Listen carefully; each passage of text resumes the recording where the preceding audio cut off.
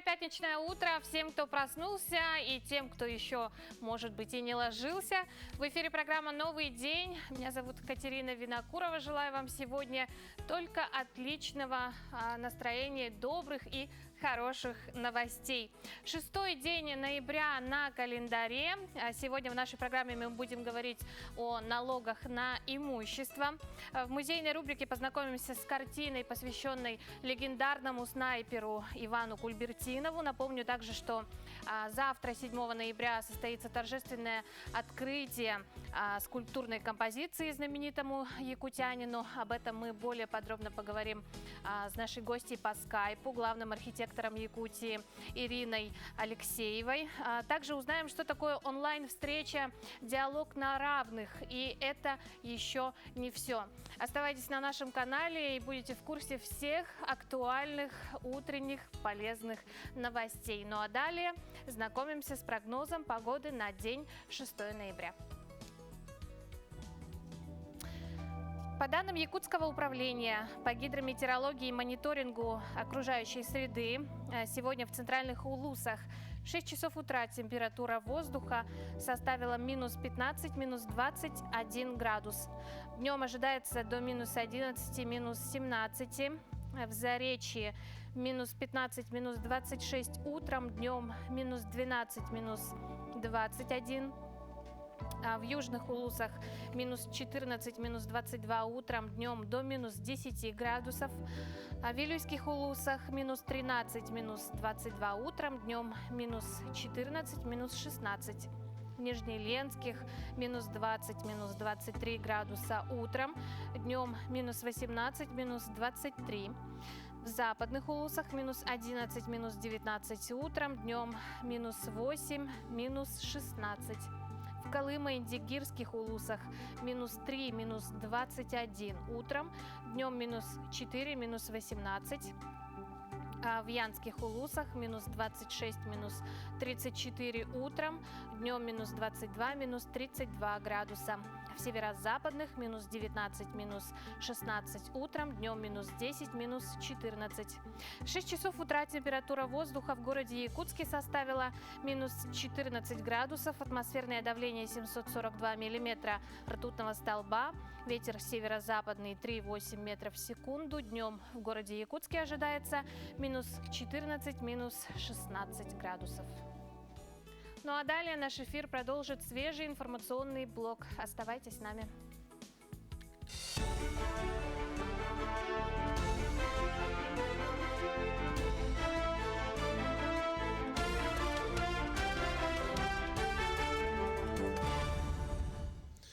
Утренний эфир продолжает выпуск новостей. В студии Сергей Михедов. Здравствуйте.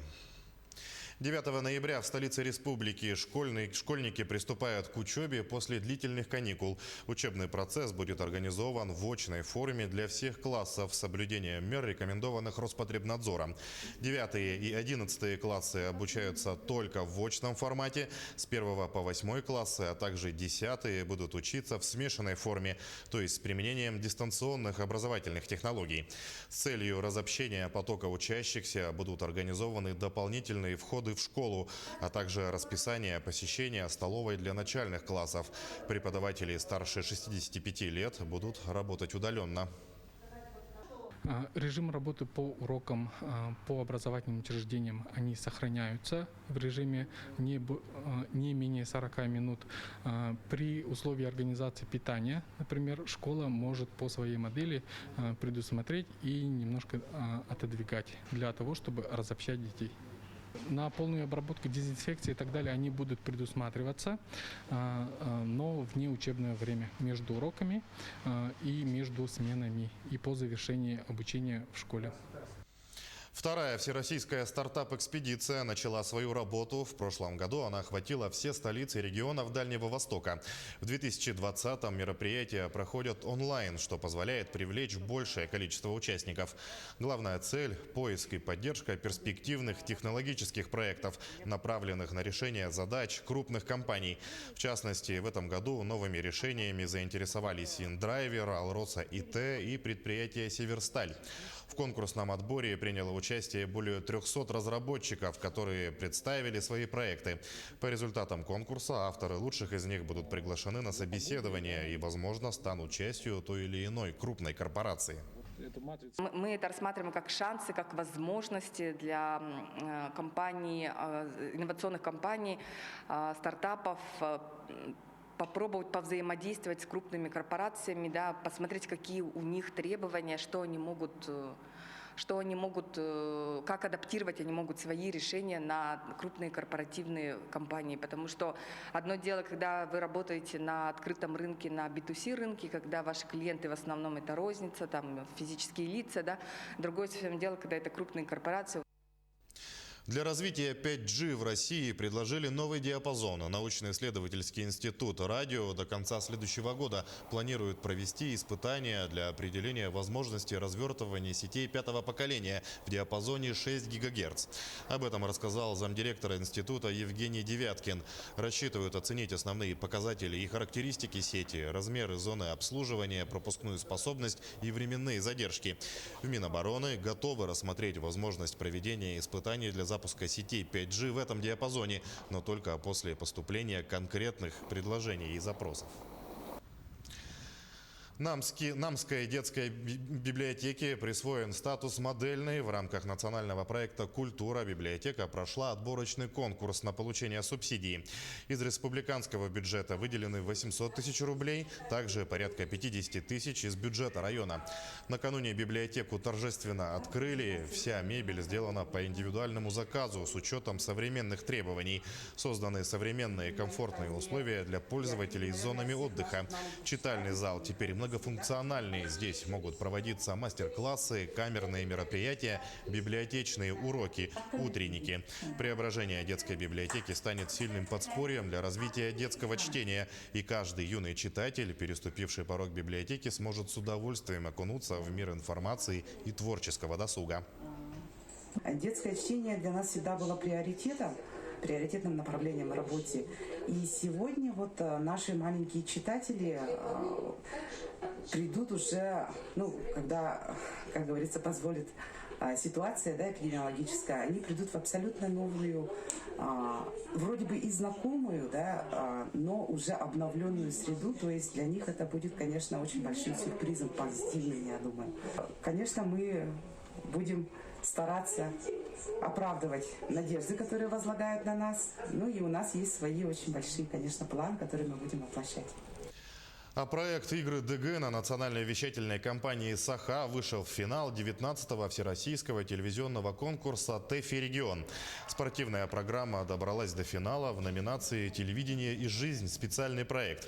Режиссером телевизионного проекта «Игры ДГ» является Радомир Томский. Фильм о турнире по национальному многоборью вышел на конкурс с комментариями журналистов Степана Посельского и Власия Сергеева. Основными конкурентами якутского фильма станут омская телевизионная компания с проектом «Самое дорогое» и Санкт-Петербург телеканал «Вещатель» с проектом о юбилее Русского музея. Пожелаем нашим коллегам победы в престижном конкурсе. Мы следим за развитием событий. Берегите себя, не забывайте носить маску и удачного дня.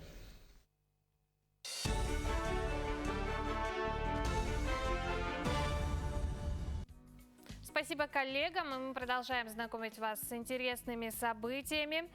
Скульптура предотвратила крушение поезда метро в Нидерландах.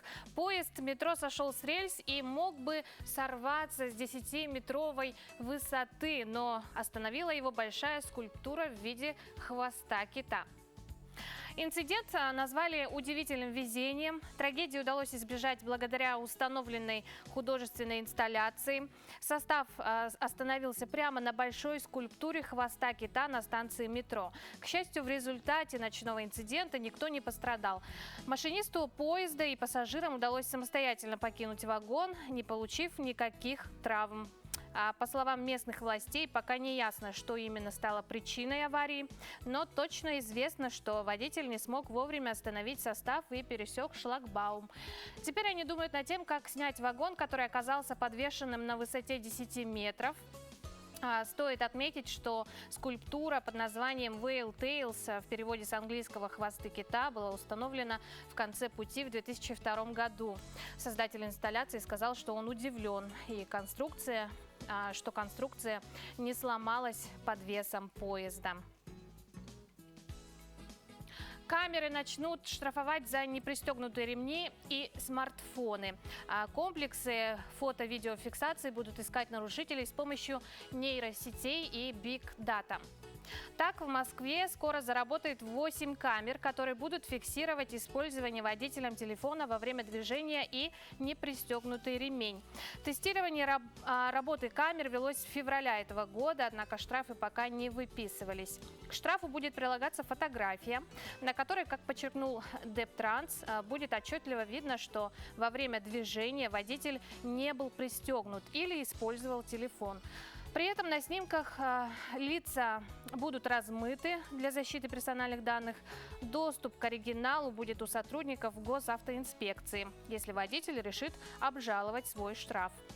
Отмечается, что камера распознает нарушение не только когда телефон находится у уха, а даже нахождение телефона в руках будет расцениваться как признак нарушения, вне зависимости от того, разговаривает ли автомобилист по телефону или пишет сообщение. За непристегнутый ремень безопасности полагается штраф в размере 1000 рублей, а за использование телефона за рулем 1500 рублей. Ну а если и у вас есть какие-то интересные новости, смело пишите нам на наш WhatsApp номер 8 914 279 2262. Также можете поздравить кого-то с днем рождения или пожелать доброго пятничного дня сегодня. Ну а что говорят нам звезды в этот пятничный день? Если вы прислушиваетесь к гороскопам, то следующая информация будет для вас полезной.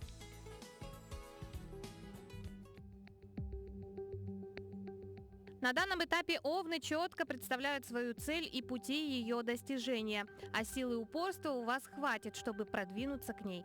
Возможно, сейчас кто-то будет нуждаться в вашей помощи или поддержке, и если есть такая возможность, то не откажите в просьбе. Тельцы. Проверяйте самостоятельно поступившую деловую информацию и никому не верьте на слово. Возможно, новые знакомства на данном этапе окажутся полезными. В отношениях с любимым человеком возьмите на себя организацию совместного досуга. Близнецы. Займитесь наведением порядка в делах. Данный период больше подходит для рутинной работы, нежели для творческого процесса. Постарайтесь этот день посвятить отдыху, лучше за пределами города. Время очень удачное для дальних поездок и путешествий.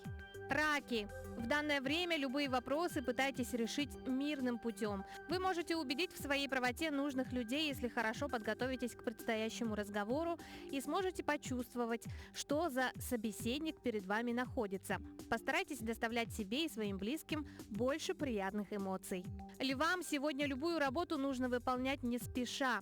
Не гонитесь за количеством, так как вы все равно не сможете выполнить все намеченное. Перед тем, как обратиться за профессиональной или материальной помощью, тщательно подумайте, а надежен ли человек, на которого упал ваш выбор. Девам не стоит ждать особых перемен.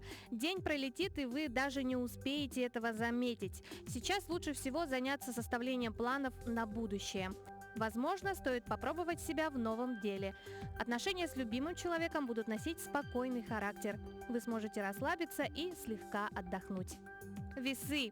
В данный период вы наделены достаточной силой, и вам придется решить, куда ее направить. Возможно, накопились домашние дела, до которых долгое время не доходили руки. Настал благоприятный момент с ними разделаться. А если особого желания трудиться не будет, то можно провести время в приятной компании, где вас ожидает невероятный успех. Скорпионы рискуют изрядно растратить свои энергетические запасы. Связано это может быть с конфликтами, возникающими на бытовой или профессиональной почве. Постарайтесь не тратить свои силы на ссоры, так как в скором времени энергия вам понадобится для более важных дел. Стрельцов в какой-то мере будет тяготить профессиональная деятельность. Возможно, вы ждете перемен или просто устали. Но сейчас не принимайте поспешных решений. Они могут оказаться продиктованными не голосом разума, а мимолетными эмоциями. А в данный момент это не лучшие советчики.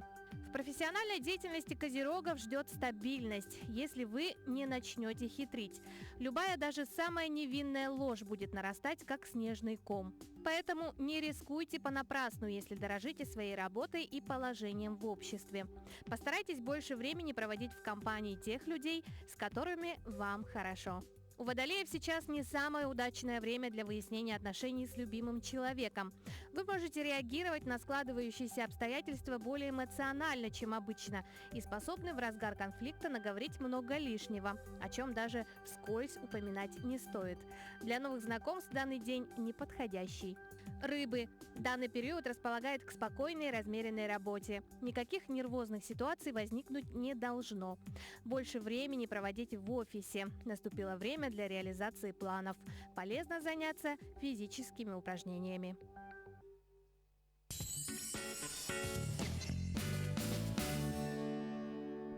Я, как владелец салона, в первую очередь забочусь о здоровье своих клиентов и сотрудников, всегда выбирая качественные и достоверные методы диагностики.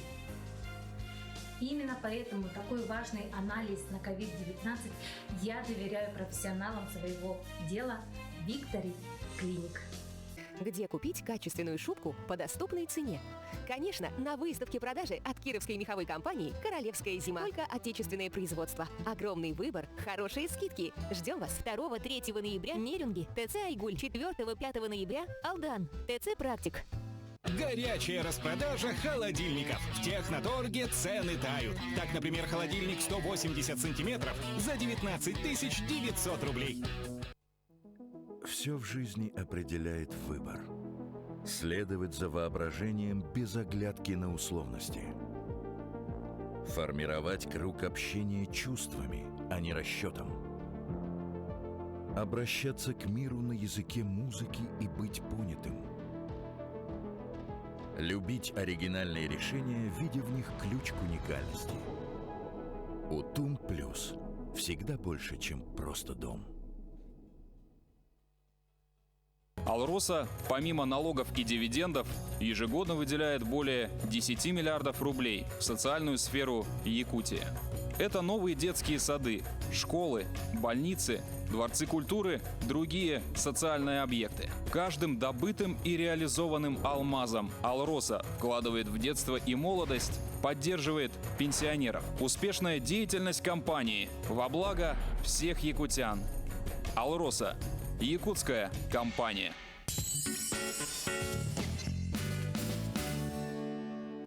Добро пожаловать в новый день. Мы продолжаем.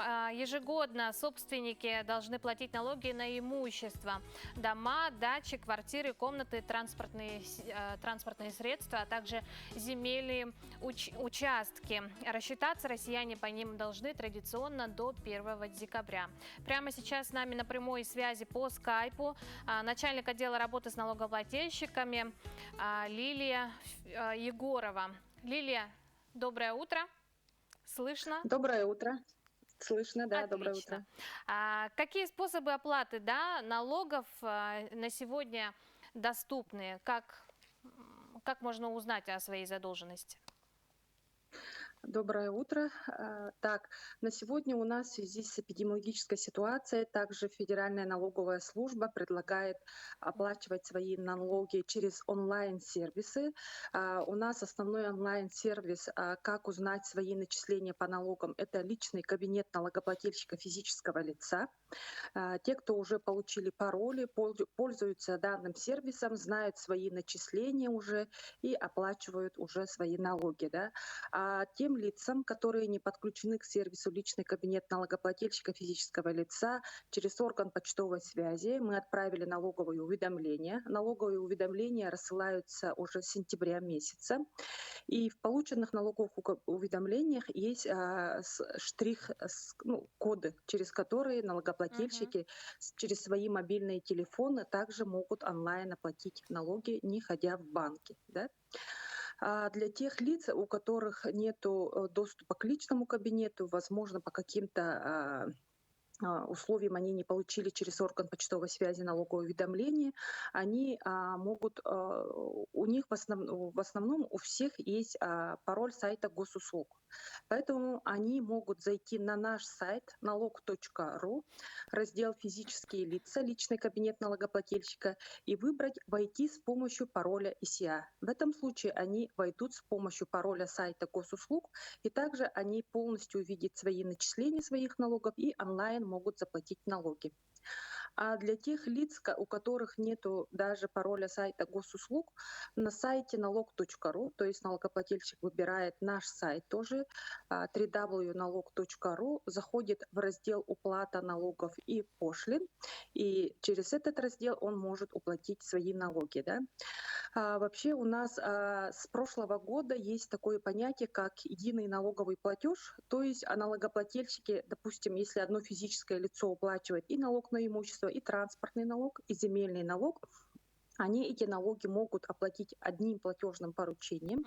Все эти реквизиты на сайте есть, да, и налоговая служба самостоятельно его распределит по тем налогам, которые физическое лицо должно уплатить.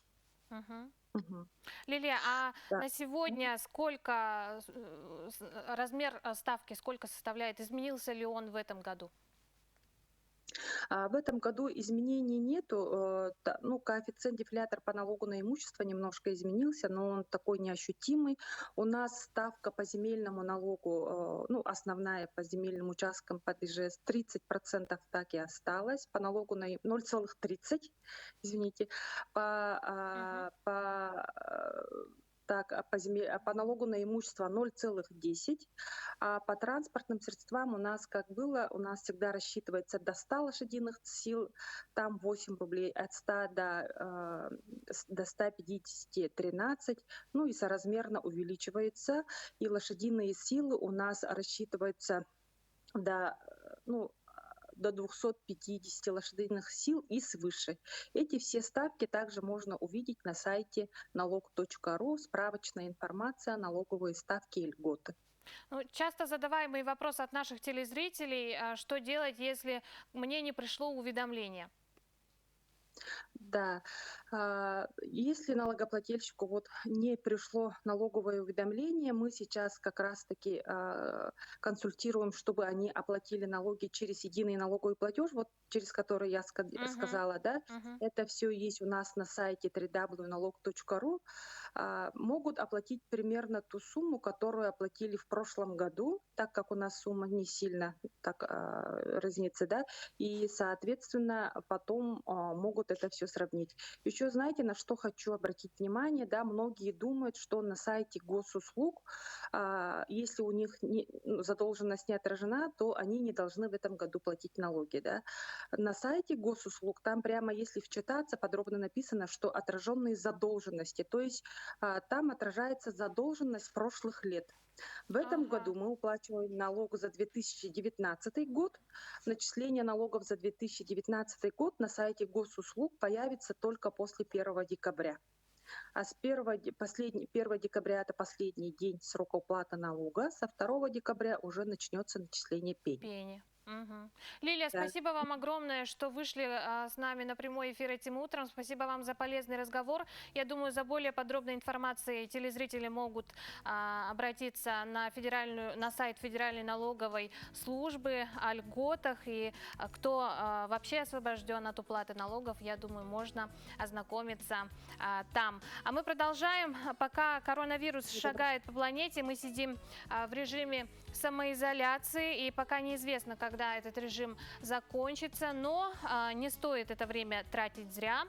Сделать можно дела, которые вы откладывали все это время. Например, мои коллеги Ларина Сукуева и Карина Семенова вяжут.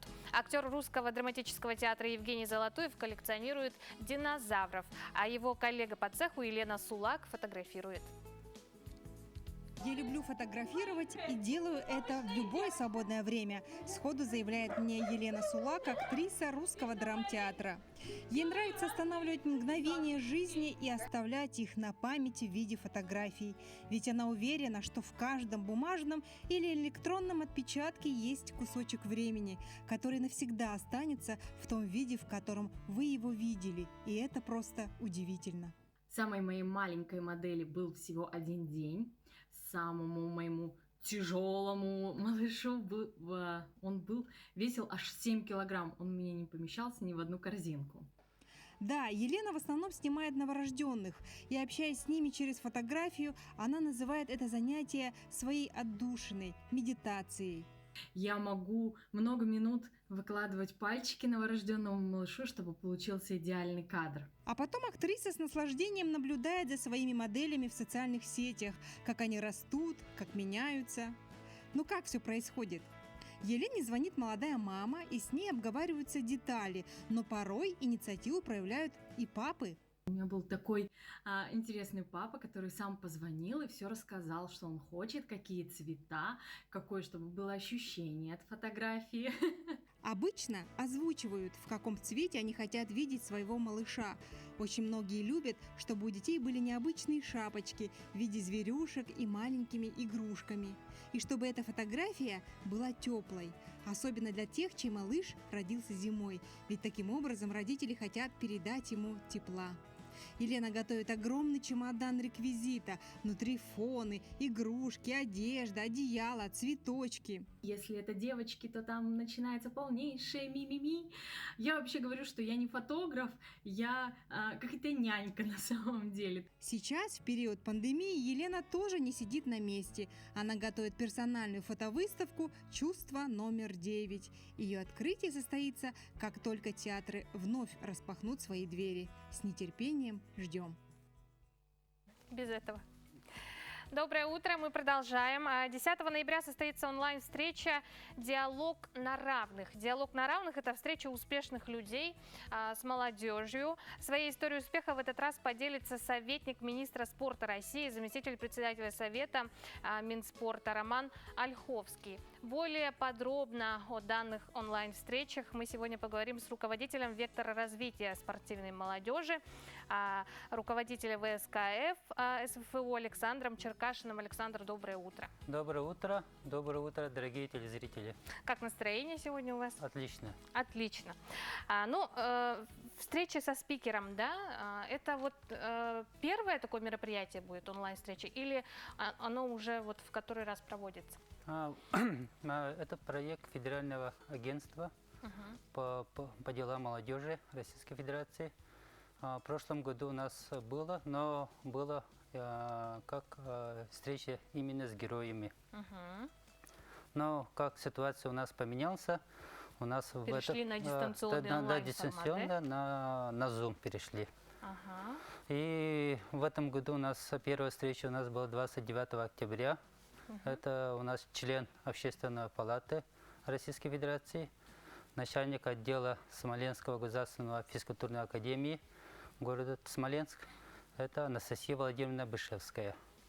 И у нас 10 октября у нас будет советник министра спорта, заместитель председателя Общественного совета и первый вице-президент российского студенческого спорта Роман Михайлович Ольховский.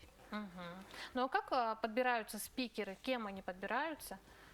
Ну, как я председатель проекта, я выбрал именно спортивного направления. Но в этом именно хотел, чтобы более выбрать из другого региона, чтобы формат был более интересным, и наши молодежь узнали, как добиваются успеха в другом регионе. Да, действительно. Ну, а цель проекта главная какая? Ну, цель проекта – это студенческой молодежи, что Россия – страна возможностей, что любой молодежь нашей страны могут добиться в любой сфере и в любом регионе. Но можно узнать наперед, какие спикеры ожидаются также в этом году, в дальнейшем? Ну, пока так, но еще будет известно.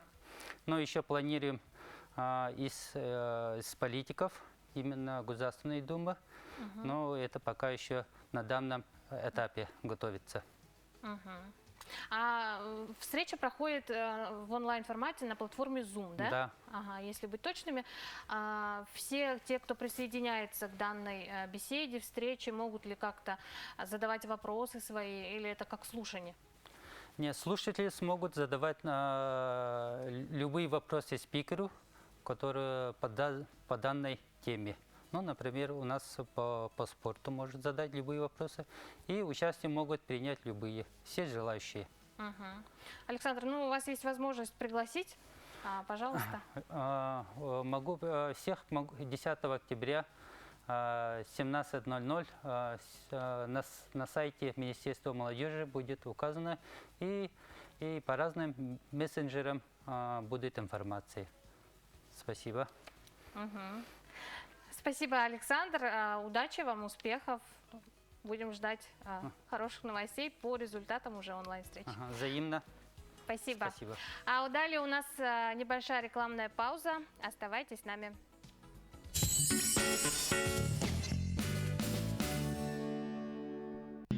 Мечтай шире. Живи в своей квартире. АО ДСК.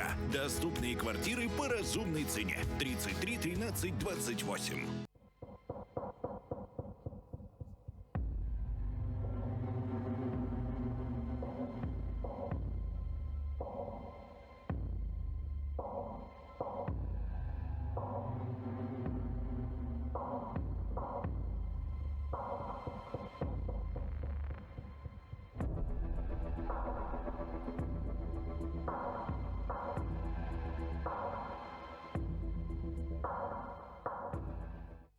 Талант есть у каждого. Тот, кто раскрыл свой талант, счастлив.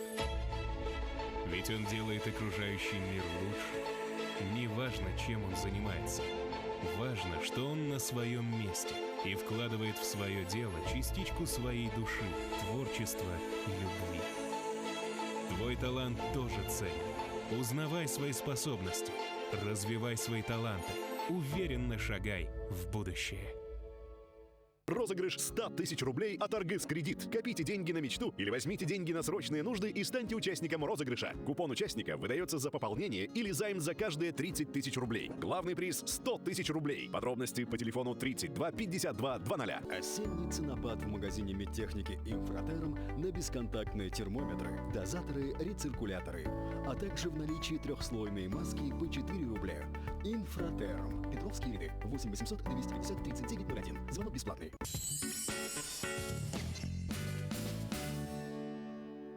Доброе утро, мы продолжаем наш эфир.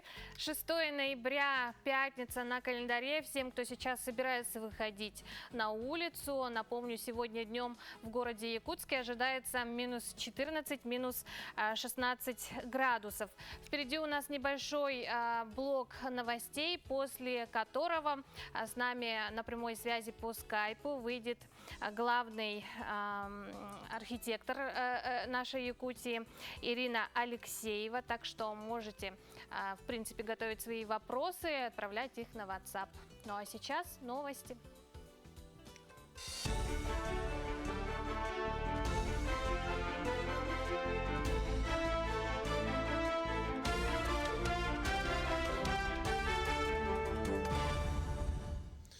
Утренний эфир продолжает выпуск новостей. В студии Сергей Михедов. Здравствуйте. 9 ноября в столице республики школьники приступают к учебе после длительных каникул. Учебный процесс будет организован в очной форме для всех классов с соблюдением мер, рекомендованных Роспотребнадзором. 9 и 11 классы обучаются только в очном формате. С 1 по 8 классы, а также 10 будут учиться в смешанной форме, то есть с применением дистанционных образовательных технологий. С целью разобщения потока учащихся будут организованы дополнительные входы в школу, а также расписание посещения столовой для начальных классов. Преподаватели старше 65 лет будут работать удаленно. Режим работы по урокам, по образовательным учреждениям, они сохраняются в режиме не менее 40 минут. При условии организации питания, например, школа может по своей модели предусмотреть и немножко отодвигать для того, чтобы разобщать детей. На полную обработку, дезинфекции и так далее они будут предусматриваться, но в неучебное время, между уроками и между сменами и по завершении обучения в школе. Вторая всероссийская стартап-экспедиция начала свою работу. В прошлом году она охватила все столицы регионов Дальнего Востока. В 2020-м мероприятия проходят онлайн, что позволяет привлечь большее количество участников. Главная цель – поиск и поддержка перспективных технологических проектов, направленных на решение задач крупных компаний. В частности, в этом году новыми решениями заинтересовались Индрайвер, Алроса ИТ и предприятие Северсталь. В конкурсном отборе приняло участие более 300 разработчиков, которые представили свои проекты. По результатам конкурса авторы лучших из них будут приглашены на собеседование и, возможно, станут частью той или иной крупной корпорации. Мы это рассматриваем как шансы, как возможности для компаний, инновационных компаний, стартапов, попробовать повзаимодействовать с крупными корпорациями, да, посмотреть, какие у них требования, как адаптировать они могут свои решения на крупные корпоративные компании. Потому что одно дело, когда вы работаете на открытом рынке, на B2C рынке, когда ваши клиенты в основном это розница, там, физические лица, да. Другое совсем дело, когда это крупные корпорации. Для развития 5G в России предложили новый диапазон. Научно-исследовательский институт радио до конца следующего года планирует провести испытания для определения возможности развертывания сетей пятого поколения в диапазоне 6 ГГц. Об этом рассказал замдиректора института Евгений Девяткин. Рассчитывают оценить основные показатели и характеристики сети, размеры зоны обслуживания, пропускную способность и временные задержки.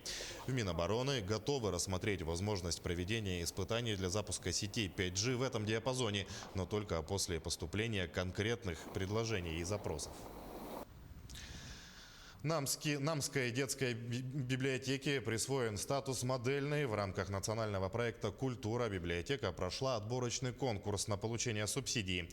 Из республиканского бюджета выделены 800 тысяч рублей, также порядка 50 тысяч из бюджета района. Накануне библиотеку торжественно открыли. Вся мебель сделана по индивидуальному заказу с учетом современных требований. Созданы современные комфортные условия для пользователей с зонами отдыха. Читальный зал теперь многофункциональный. Здесь могут проводиться мастер-классы, камерные мероприятия, библиотечные уроки, утренники. Преображение детской библиотеки станет сильным подспорьем для развития детского чтения. И каждый юный читатель, переступивший порог библиотеки, сможет с удовольствием окунуться в мир информации и творческого досуга. Детское чтение для нас всегда было приоритетным направлением в работе. И сегодня вот наши маленькие читатели придут уже, когда, как говорится, позволит ситуация, да, эпидемиологическая, они придут в абсолютно новую, вроде бы и знакомую, да, но уже обновленную среду. То есть для них это будет, конечно, очень большим сюрпризом, позитивным, я думаю. Конечно, мы будем стараться оправдывать надежды, которые возлагают на нас. Ну и у нас есть свои очень большие, конечно, планы, которые мы будем воплощать. А проект «Игры ДГ» на национальной вещательной компании «Саха» вышел в финал 19-го всероссийского телевизионного конкурса «ТЭФИ Регион». Спортивная программа добралась до финала в номинации «Телевидение и жизнь. Специальный проект».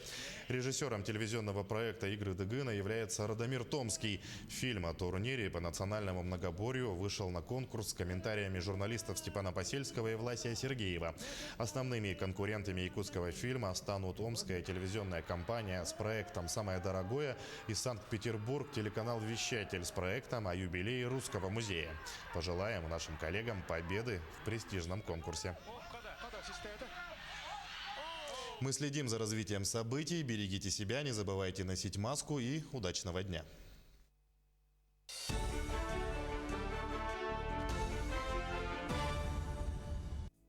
Доброе утро всем. всем, кто к нам присоединился.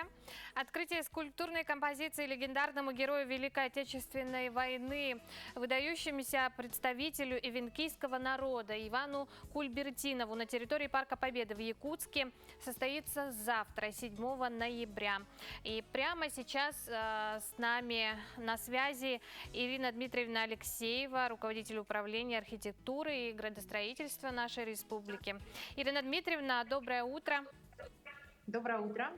Но мы знаем, что изначально был объявлен конкурс на лучший эскиз, да, скульптурной композиции. Насколько активно якутяне приняли участие в конкурсе и каковы его итоги? Действительно, мы провели конкурс весной этого года.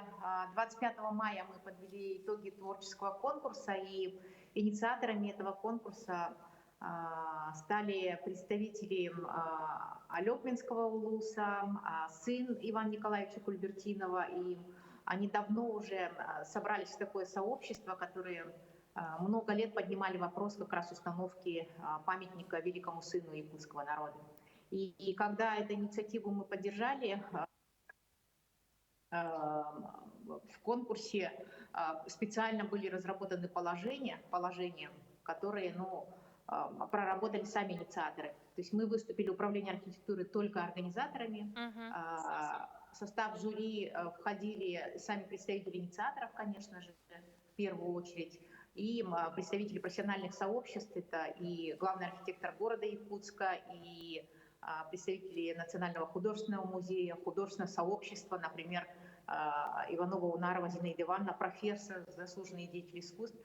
Председателем жюри был Василий Николаевич Амыдаев, председатель Союза художников Якутии. Мы постарались провести конкурс таким образом, чтобы не было аффилированности, чтобы не было... То есть именно интересанты этого конкурса выступили, в том числе и членами жюри, то есть именно они отбирали те работы, которые поступили. На самом деле на конкурс поступило 15 работ, в том числе и из-за пределов Якутии, 7 команд. Очень прям такой хороший творческий конкурс состоялся и действительно вызвал большой резонанс среди жителей республики, потому что когда были результаты опубликованы, мы получили огромное количество откликов в социальных сетях, и от средств массовой информации, и вообще проводили обсуждение этого конкурса. И по итогам этого конкурса победителем конкурса стал известный скульптор Николай Часов. И вот уже с ним инициаторы прямо очень-очень плотно поработали в течение лета. Они ездили с ним и в мастерскую. И, конечно же, жители помнят, что резонанс вызвал именно художественный образ нашего героя, когда он сидел на олене. И очень много было вопросов, хотя на самом деле у нас в положении о конкурсе были такие условия, например, что обязательно должны быть какие-то элементы, отражающие именно Ивана Николаевича как сына героя эвенкийского народа с сопутствующими элементами, например, олени, собаки. Это было пожелание инициаторов самих. И, конечно же, прежде всего образ героя. То есть прямо в положении о конкурсе у нас было прописано, что обязательно должны быть какие-то военная форма, например, вещмешок, награды, снайперская винтовка, он же был снайпером. Поэтому очень-очень пристальное внимание общественности вызвал этот конкурс. И когда уже Николай стал победителем, прямо с ним, прямо на базе производственной, сын Ивана Николаевича Кульбертинова, Иван Иванович, он был у нас и в составе жюри, и потом вместе с коллегами, например, Петр Михайлович Герис, член ассоциации, общественной организации содействия и развития социальных инициатив эвенкийской молодежи, СЭЛИ, мама переводится с эвенкийского языка, очень активно принимали участие. Поэтому, в принципе, тот памятник, который сегодня уже установлен и завтра будет открыт, это, конечно, участие большого количества людей, желание людей. Нас, конечно, очень поддержало Министерство Арктики. Огромная благодарность нашему Государственному собранию ЛТУМН, которые все-таки выделили средства на установку этого памятника. А мы уже, как организаторы конкурса, по итогам конкурса заключили контракт с победителем. И в установленные сроки памятник установлен. Ирина Дмитриевна, а как выбиралась локация для установки данного памятника? Почему именно Парк Победы? Вообще это очень тоже интересная история, потому что много лет, как я уже сказала, инициаторы ходили с этой инициативой, да, и еще будучи главным архитектором города, мы искали разные локации в городе, где же должен быть установлен памятник. В честь Ивана Николаевича Кульбертинова названа улица в городе Якутске в автодорожном округе. Но вот там сейчас достаточно далеко, и даже место такое для установки действительно такого уникального памятника было сложно найти. Поэтому в этом году, когда город Якутск проводит работы по благоустройству Парка Победы, мы очень хорошо вписались в концепцию этого проекта, потому что Парк Победы, он как раз уникален тем, что авторы этого проекта, наши молодые архитекторы, предложили идею установки памятников героям Великой Отечественной войны. Ну, как бы время от времени именно в этом парке должны появляться именно такие somасштабные, не монументальные памятники. Вот одним из условий как раз конкурса стало вписывание именно в концепцию Парка Победы памятника. И, соответственно, размер памятника уже был изначально предопределен. Это должен быть памятник высотой не более 2 метров, самосштабный и контактный, так называемый. То есть люди могут подойти, сфотографироваться действительно, постоять у оленя, потрогать руками, вот, и почувствовать действительно силу людей, которые защищали нашу Родину в период Великой Отечественной войны. Но мы также знаем, что Парк Победы еще не завершенный проект. Что остается для его завершения, что мы увидим в итоге?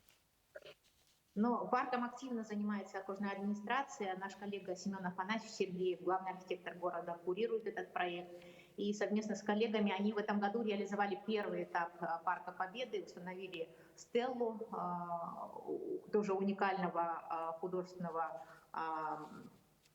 такого как бы образа, да, и в первый этап мы как раз вот вместе с коллегами синхронизировались и включили установку первого памятника на территории Парка Победы, памятник Ивану Николаевичу Кульбертинову. Дальше город предполагает время от времени, значит, вот инициатив очень много, и героев у нас в Якутии, не сказать, что прям много, но есть действительно герои, которым люди время от времени выдвигают инициативы по установке памятников. Поэтому территория очень большая, она позволяет действительно развить эту тему, очень интересно с точки зрения вписывания объектов городской скульптуры в парк, и они должны стать такими знаковыми элементами монументально-художественного искусства, которые станут частью концепции самого Парка Победы.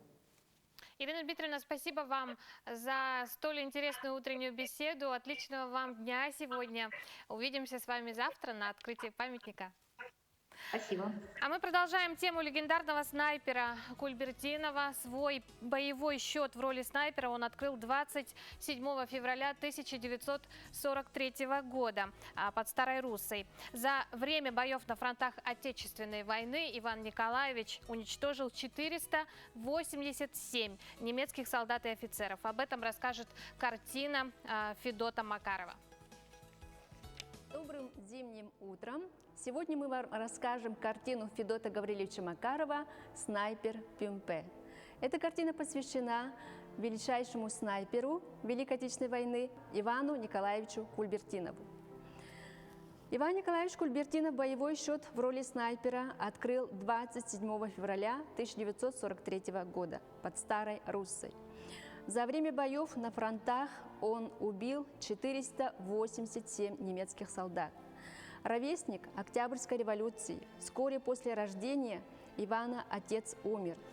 В 10 лет познал секреты охотничьего дела, которому его учил старший брат. Началась война. Иван Николаевич отправился на призывной пункт, объяснив военкому: «Зверя в глаз бью, хочу фашистов бить».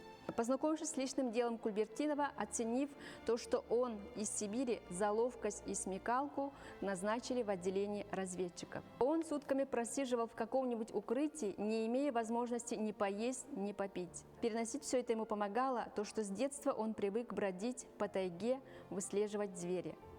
Осенью в районе города Мукачева в одном из кварталов города была обнаружена доска с надписью «Ахтун Кульберт». Надпись непосредственно адресовалась офицерскому составу вермахта, чтобы были бдительнее на ватерлинии. Все эти хлопоты фрицам создал наш земляк. В боевых условиях Кульбертинову не было равных физической и психологической подготовки. Он мог ударом кулака зашибить оленя, играючи разломать на две части толстую жердь. На этой картине вы видите Ивана Николаевича Кульбертинова в охотничьей одежде и сзади перевернутые каски убитых им немцев. 487 штук.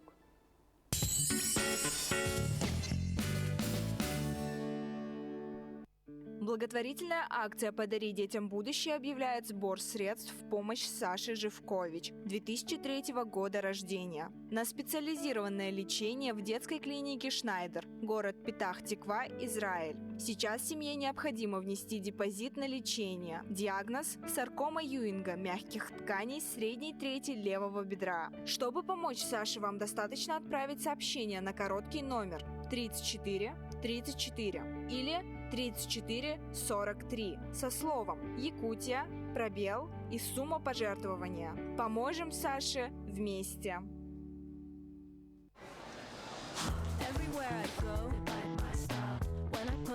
Попробуй продукты на дом с бесплатной доставкой на sbermarket.ru. Более 70 любимых товаров по суперцене. Теперь в Якутске. Сбермаркет. Цены ниже, доставка бесплатна. Компания «Денежный поток» предлагает новый займ. Легкий. Теперь ставка от 0,5% в день. Всего по 2 документам. Одобрение за 15 минут. Точки выдачи по всей республике. Наш адрес – улица Дзержинского, 11. Первое крыльцо, 3-й этаж. Total Body – это комплексная МРТ головы, тела и суставов. Выявляет мельчайшие анатомические отклонения в организме на самой ранней стадии болезни, когда еще нет никаких симптомов. 634 человека уже прошли это передовое обследование в Якутске. МРТ Total Body. Моя уверенность в завтрашнем дне. Только в Victory Clinic. Оплатить жилищно-коммунальные услуги можно, не выходя из дома, без комиссий, очередей и касс, в удобное для вас время с помощью онлайн-сервисов, через портал «Электронная ЖКХ», через личный кабинет на официальных сайтах ресурсоснабжающих организаций, через мобильное приложение вашего банка. Помогите оплатить услуги ЖКХ своим родителям, пожилым родственникам. Своевременно оплачивая, мы помогаем обеспечить качество услуг ЖКХ, комфорт и уют в домах.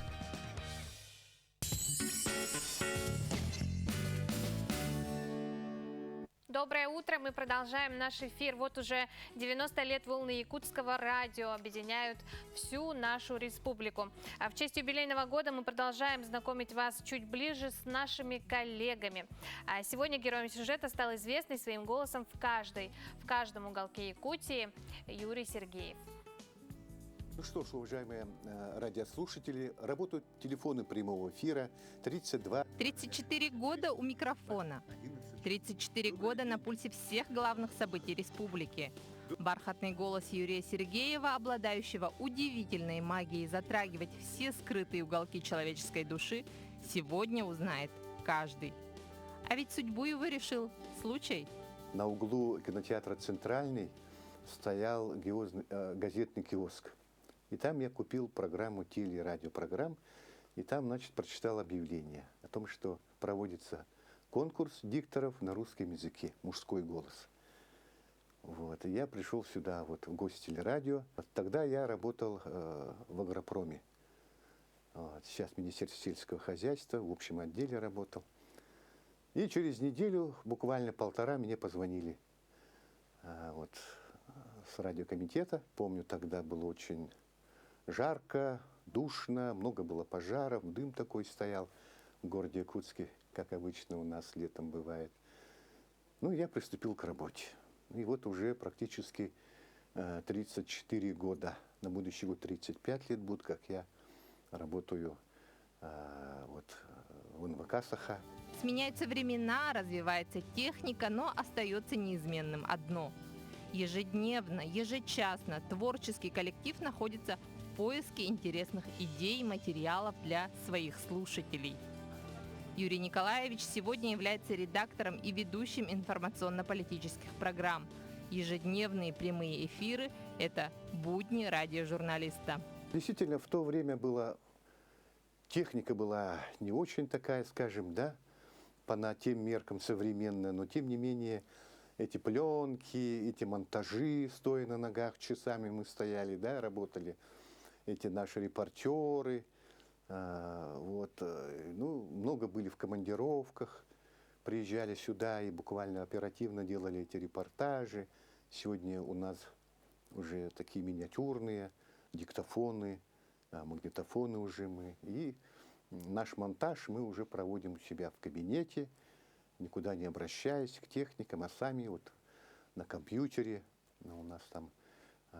И мы действительно уже как-то, как говорится, в течение нескольких минут, может, около часа, ну, любую передачу можем отмонтировать. И я, конечно, в своей очень благодарен своей судьбе, что меня вот моим наставником, первым учителем была Кривошапкина Бессонова Светлана Михайловна. Она вот до сих пор сейчас на заслуженном отдыхе возглавляет вот Совет ветеранов НВК «Саха». В этом году Якутское радио отмечает 90-летний юбилей, и сложно представить нашу жизнь без него. Дома и на работе, в машине, в дороге, на отдыхе наш верный спутник – радио НВК «Саха». С юбилеем, дорогие коллеги! Всем нашим ветеранам, чтобы они всегда находились в ряду, не болели в этот сложный период времени, когда пандемия у нас на улице, чтобы держались также мужественно. Вот. А молодым коллегам творческих планов, поисков побольше, да, чтобы наше радио, ее позывные звучали еще много-много лет. Доброе утро. Рада зачитать сообщение, которое пришло к нам на WhatsApp номер. Дорогих племянниц, поздравляем замечательную маму двоих детей, проживающую в Якутске, Евдокию Дичковскую, и Арину Свешникову с села Соскылах с 14-летием поздравляют. Желаем вам здоровья, удачи, везения. Семья Казаковых подписалась. Мы присоединяемся к поздравлениям. Ну а на этой прекрасной, праздничной, позитивной ноте я с вами прощаюсь. Желаю вам отличного завершения пятничного дня, шикарных просто выходных, как следует отдохните и с новыми силами взяться вам в понедельник за работу. Ну а далее слово своим коллегам передаю Пелагее Буртаховой и Алексею Лукину. До встречи!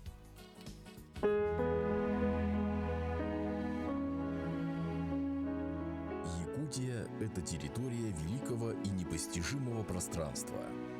Эта первозданная земля влечет человека своими пейзажами и поразительной красотой суровой северной природы. Главным богатством нашей республики являются реки. Это настоящие сокровищницы, затаившие в своих водах многообразие рыб. Федеральный закон о любительском рыболовстве и внесении изменений в отдельные законодательные акты Российской Федерации вступил в силу с 1 января 2020 года. Новая трактовка закона регулирует организацию любительского и спортивного рыболовства.